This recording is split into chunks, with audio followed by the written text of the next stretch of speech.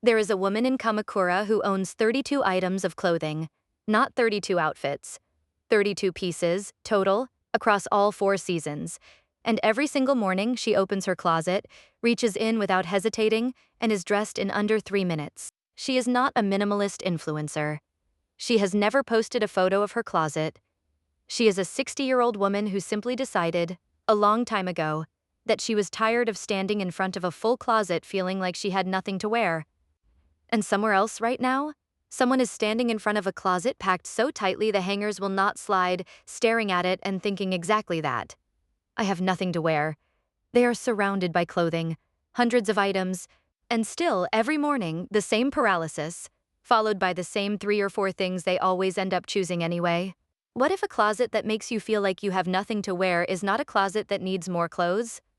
What if it is a closet holding 12 specific things that Japanese closets quietly refuse to keep? By the end of this video, you will know every one of them. Number 6 is the one that hurts the most to hear, and it is the one nearly everyone is guilty of. And number 12 is not an item at all. It is the principle that keeps the other 11 from ever coming back. Before we begin, there is something worth understanding about why a full closet makes getting dressed harder, not easier. Every item in your closet is a choice. And every morning, standing there, your brain runs through all of them. Not consciously, not one by one, but it registers the volume and it registers that a decision must be made, and the sheer number of options makes that decision heavier, not lighter. Researchers have studied this repeatedly under the name choice overload.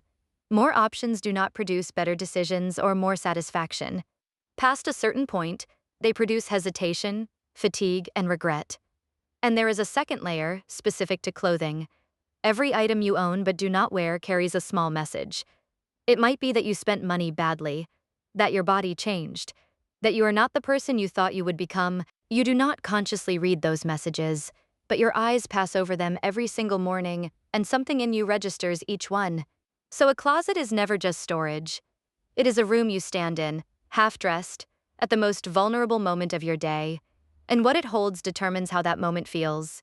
And notice what a full closet actually costs you. Beyond the space, it costs you time every single morning. It costs you a small amount of decision-making energy before your day has even started. And it costs you the quiet confidence of knowing that whatever you pull out will work, because in a crowded closet, most of what you pull out does not. 12 things.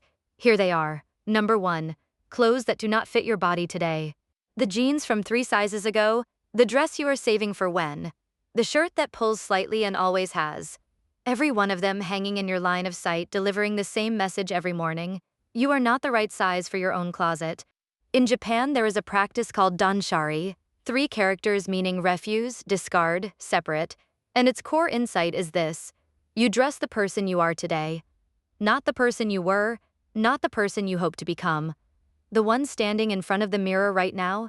Keeping clothes that do not fit is not motivation. Research on self-perception suggests the opposite. Daily visual reminders of a gap between your current and desired self tend to produce discouragement rather than drive. If letting go feels impossible, try this middle step. Put them in a box, seal it, write the date on it, and store it out of sight. If 6 months pass and you have not opened that box, you have your answer, and letting go becomes much easier. Release them, and something surprising happens. The closet stops arguing with you. That is number 1. Number 2. Clothes with a broken thing you have never fixed, the missing button, the stuck zipper, the small tear at the seam. The item is fine, technically, and you have been meaning to fix it for 11 months. So it hangs there, unwearable, taking up space, quietly reminding you of an unfinished task every time you flick past it. Japan's approach to repair is genuinely reverent. Mending is respected, not hidden, but the operative word is doing it. An unrepaired garment is not being honored. It is being stored. The rule is simple: fix it this week or release it this week. Set a single evening aside, deal with every repairable item at once, and let the rest go. A closet should contain only clothes you can put on right now. That is number 2. Number 3. Anything you have not worn in a full year. You already know which items these are. You do not need to check. There is a section of your closet your hand simply never travels to, and it has not for a very long time. The classic test is a year because a year covers every season, every occasion, every kind of weather. If a full cycle has passed and the item stayed on the rail, it is not part of your life. It is part of your storage. Here is the version that makes it easy. Turn every hanger backwards today. When you wear something, return it facing forward. In 6 months, everything still backwards is your answer, and you will not have had to remember or guess a single thing. It removes the arguing entirely because you are no longer relying on memory or on the story you tell yourself about what you wear.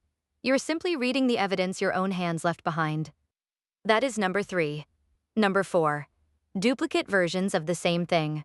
5 black t-shirts, 4 nearly identical cardigans, 3 pairs of jeans in the same wash. You did not intend to accumulate them. You just kept buying the same thing because it is what you like. And here is why it hurts you. When there are 5 nearly identical options, the morning brain has to distinguish between them, and it cannot because they are the same. So it stalls on a choice that does not matter, and stalls again tomorrow and the day after. Japan's answer is not to own one shirt. It is to own the best version and release the rest. Try them on. Keep the one that fits best, feels best, and looks best. Everything else goes. Your mornings get faster the day you do this. That is number 4. Number 5. Clothes bought for a life you do not lead. The formal dress for events you do not attend. The hiking gear from an interest that lasted 1 season. The suit for a job you left years ago. The heels you cannot walk in. Each one was bought sincerely, for a version of your life that either ended or never quite began. And a closet full of aspirational clothing is a closet that reflects someone else's life back at you every morning. Here is a useful exercise. Think honestly about the last 2 weeks. Where did you actually go? What did you actually do? Now look at your closet and ask what percentage of it serves those 2 weeks. For most people, the answer is somewhere around 20%. And the other 80% is dressing a life they are not living. Dress the life you actually live. The commute you actually take. The weekends you actually spend. If your real life is jeans and soft sweaters, then jeans and soft sweaters deserve the space, and the ball gown does not get to occupy the same rail as your Tuesday. That is number 5. And now number 6. The one that hurts the most to hear? Number 6. Clothes kept only because of what they cost. This is the hardest one, so stay with me. Somewhere in your closet is an expensive item you never wear. You know exactly which one. You do not love it. You do not reach for it, but you cannot let it go because of what you paid. Economists call this the sunk cost fallacy, the human tendency to keep pouring resources into something because of what we have already spent rather than what it currently gives us. And clothing is where most of us live this out most literally. The money is already gone. It left the moment you bought the item. Keeping the garment does not bring a single cent of it back. All the garment does now is take up space and deliver a small pulse of guilt every time you see it.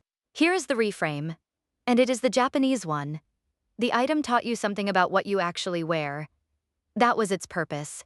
It has served it, thank it honestly, and let it go to someone who will wear it. Holding it hostage in your closet honors nothing. That is number 6, and it is the one people write to me about most. Number 7. Worn out basics you have quietly downgraded. The t-shirts gone gray and shapeless, the socks with thin heels, the underwear you would be embarrassed to be seen in. You still wear them technically, but you have stopped feeling anything good in them. In Japan, the concept of shun, of what belongs to this present moment rather than what has lingered past its time, applies to clothing as directly as to food. A garment has a life. When it is over, it is over. Go through your basics tonight, honestly. Anything you would not want to be seen in or that no longer feels good against your skin has finished its life. You do not need many. You need good ones. That is number 7. Number 8. Clothes you are storing for other people. Your adult child's boxes. A friend's coat left after a visit 2 years ago. The bag of hand-me-downs you agreed to pass along and never did. It is generous to hold things for people. It stops being generous when it becomes permanent, unacknowledged storage in the one space you use every single morning. Message the person this week. Set a date. And if the answer is silence, you have your answer. Your closet is not a warehouse for other people's postponed decisions. That is number 8. Number 9. Free promotional clothing. The event t-shirts. The branded fleece from a conference. The freebies with someone else's logo across your chest. They cost nothing. And that is exactly why they slipped in without any decision being made. Japan's danshari begins with dan. Refuse, meaning the decision happens at the door before something enters. Free things are not free. They occupy the same rail as the clothes you actually chose, and they dilute a closet down to whatever happened to arrive. Keep only what you would have paid for. Let the rest go. That is number 9. Number 10.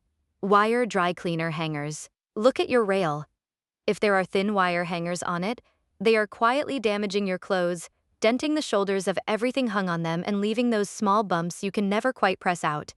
Japan's respect for garments extends to how they rest. Clothes hung on good hangers keep their shape for years. Clothes hung on wire hangers slowly deform. Swap them for matching sturdy hangers. It costs a small amount and it does two things at once. Your clothes keep their shape and the whole closet suddenly looks calm and deliberate because the visual chaos of mismatched hangers is gone. That is number 10. Number 11. Out-of-season clothes taking up prime space. Winter coats hanging in July. Summer dresses crowding the rail in January. Half your closet at any given moment is irrelevant to the weather outside, and yet your hand and your eyes must move past all of it every morning to reach what you actually need. Japanese homes have a long tradition of koromoge, the seasonal changing of clothes, a specific moment twice a year when the wardrobe is rotated.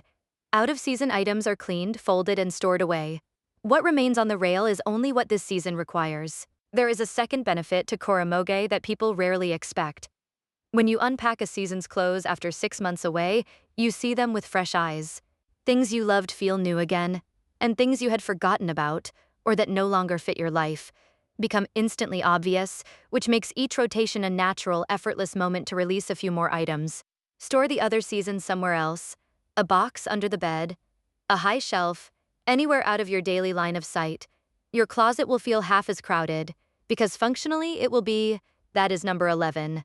And now, number 12. Not an item, the principle that keeps the other 11 from ever coming back.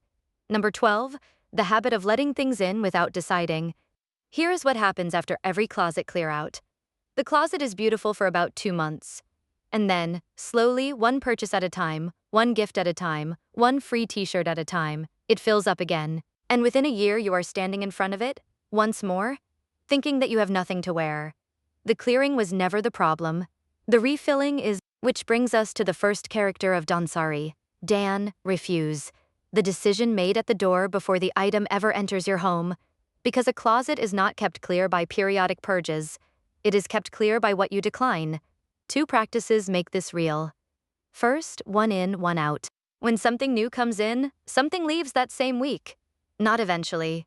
That week, this single rule mathematically guarantees your closet can never grow again. Second, before buying anything, ask the danshari question and ask it before you pay, not after. Does this serve the life I am actually living right now? Not the life you might live, not the version of you that might exist someday. The life you are living this week. If the answer is not an immediate and clear yes, it is a no. Walk away. The woman in Kamakura with her 32 items did not arrive there through a dramatic purge. She arrived there by deciding, once, that everything entering her closet had to earn its place, and then holding that line for years. Her closet is not small because she threw a lot away. It is small because she stopped letting things in without deciding. That is number 12. Here is everything in one breath. Release what does not fit today. Fix or release the broken. Let go of the unworn year. Keep the best of the duplicates. Dress the life you lead, not the one you imagined. Release the expensive mistake. Retire the worn-out basics. Return other people's things. Refuse the free logos. Replace the wire hangers. Store the other season elsewhere. And decide at the door every time so it never fills up again. 12 decisions. And on the other side of them is a closet where every single item fits, works, and belongs to your actual life. Where getting dressed takes 3 minutes because there is nothing in there that is not a yes. Tonight, before bed, open your closet and find one item. Just one. The one your eyes always skip past. The one you know immediately does not belong. Take it off the rail and put it in a bag by the door. That is where it starts. One item, one decision, and a closet that stops making you feel like you have nothing to wear. Now, I want to hear from you. Which of these 12 is your closet most guilty of keeping? Is it the size you're waiting to be? The expensive thing you never wear? The free shirts with someone else's logo? Drop the number 1 through 12 in the comments, because naming it is the first step toward releasing it, and your comment might be exactly what someone else needs to finally deal with theirs. If this changed how you see your own closet, share it with one person who says they have nothing to wear while standing in front of a closet that is completely full. Take care of yourselves. I'll see you in the next one. This content is for general well-being and lifestyle inspiration only, not medical advice.